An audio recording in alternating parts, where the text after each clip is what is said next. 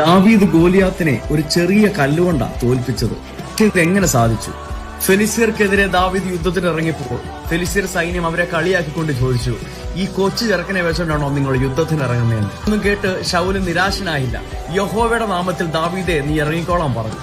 ശൗല് ദാവീദിന് പടച്ചട്ടയും പരിചയും തലയിൽ വെക്കാൻ ഒരു കിരീടവും കൊടുത്തു. കാട്ടിൽ വളർന്ന ദാവീദിന് എന്ത് പടച്ചട്ട, എന്ത് കിരീടം. ഒന്നും വിട്ട് ശീലമില്ലാത്ത ദാവീദ് എല്ലാം അഴിച്ചു മാറ്റിക്കൊണ്ട് ഫെലിസ്ത്യർ സൈന്യർക്ക് നേരെ നടന്നു. അപ്പോഴും ഫെലിസ്ത്യർ സൈന്യം കളിയാക്കൽ നിർത്തിയില്ല.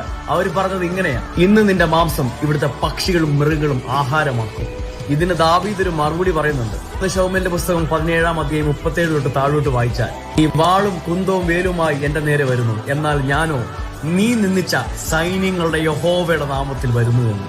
അവിടെ കൊണ്ടും മറുപടി തീർന്നില്ല. ഫെലിസ്ത്യർ സൈനികർ പറഞ്ഞ അതേ വാചകം ദാവീദ് അവരോടും പറഞ്ഞു, ഇന്ന് നിങ്ങളുടെ മാംസം ഇവിടുത്തെ പക്ഷികളും മൃഗങ്ങളും ആഹാരമാക്കും. എന്റെ യഹോവ ഫെലിസ്ത്യരെ ഇന്ന് എന്റെ കൈകളിലാക്കി തരുന്നു. ചരിത്രം നമുക്കറിയാം. ദാവീദ് ഗോലിയാത്തിനെ ഒരു ചെറിയ കല്ലുകൊണ്ട് തോൽപ്പിച്ചു. ഇതിൽ നിന്ന് മനസ്സിലാക്കേണ്ട ഒരു കാര്യമുണ്ട് കേട്ടോ.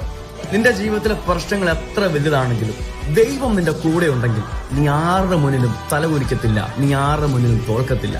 നിന്റെയിലാണ് വിജയം. ആമേൻ.